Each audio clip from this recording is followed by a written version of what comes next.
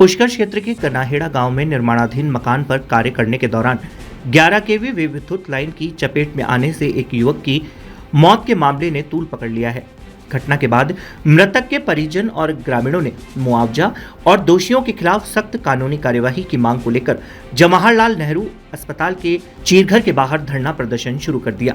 परिजनों ने मांगे पूरी नहीं होने तक शव लेने से साफ इनकार कर दिया। ग्रामीणों का आरोप है कि यह हादसा पूरी तरह लापरवाही का परिणाम है। उनका कहना है कि निर्माण कार्य शुरू होने से पहले ही मजदूरों ने मकान के पास से गुजर रही 11 केवी हाई टेंशन बिजली लाइन को लेकर ठेकेदार और मकान मालिक को आग्रह किया था।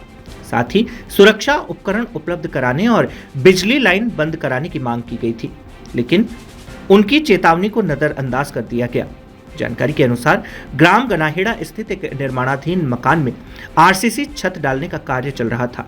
आरोप है कि ठेकेदार नरेंद्र और मकान मालिक भूपेंद्र नाग ने मजदूरों को बिजली लाइन बंद कराने और सुरक्षा के पूरे इंतजाम कराने का भरोसा दिया था, लेकिन कार्य शुरू होने तक कोई व्यवस्था नहीं की गई।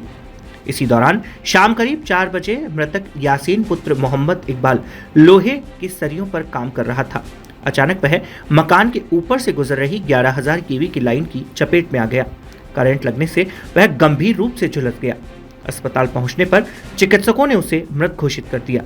घटना के बाद मृतक के चाचा अब्बास ने पुलिस थाना पुष्कर में रिपोर्ट दर्ज करवाई।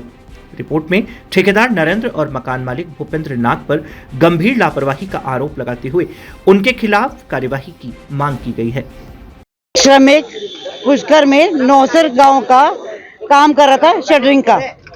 वहां से एक हैवी वोल्टेज लाइन चल रही थी लाइट की। उन्होंने बोला गया कि भाई आप ये लाइट बंद करा दीजिए, तो ठेकेदार मकान मालिक ने कहा ठीक है हम करवाते।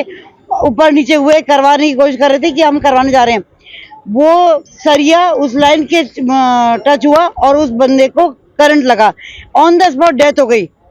उसके परिवार में एक छोटा बच्चा मासूम 1 साल का बच्चा, जिसको पता भी नहीं पापा का नाम क्या है, वो बच्चा और बीवी किधर जाएंगे वो लोग। वो आज उसको करंट आया, वहां 10 जने और काम कर रहे, एक को आया 10 को और आ जाता। क्यों ठेकेदार और मकान मालिक भाग गया? उनके फोन स्विच ऑफ है, कोई वहां देखने वाला नहीं है। आज शव पड़ा है मोर्चरी में जेलन की। उनको हक चाहिए, न्याय चाहिए। आप जल्द से जल्द कार्रवाई करवानी पड़ेगी।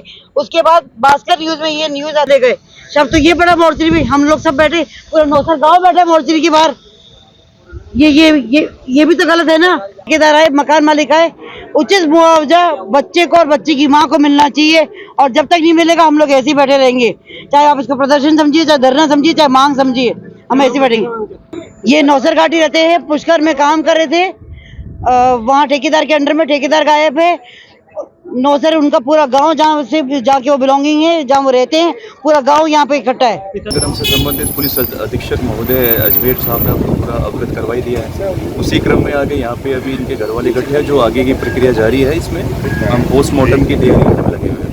आपने समझाइश की है, क्या मांगों पर किस चीज़ की मांगे रखी हैं आपके सामने, और क्या वार्ता अब आगे होने वाली है? इन्होंने, इनके घर वालों ने ये कह रहे हैं कि इसको थोड़ा सिक्योरिटी प्रोवाइड करवाया जाए और इनका जेल से अन्यत्र कहीं पर ट्रांसफ़र करवाया जाए। ये इन्होंने मांग रखी है। तो उच्च सक्षम अधिकारी के पास बात रख दी हमने। पोस्टमार्टम के लिए मान गए हैं क्या? अभी चल रही है बात। सीबीआई जांच की भी मांग करी इन्होंने। ठीक। अब किस तरीके से समझाइश का प्रयास रहेगा? समझाइश का है, ऊपर सक्षम अधिकारी के पास हमने हमारी बात रखी है। बाकी इनसे बातचीत कर रहे हैं। जो भी कानूनी जो भी है नियमानुसार कार्रवाई की जाएगी।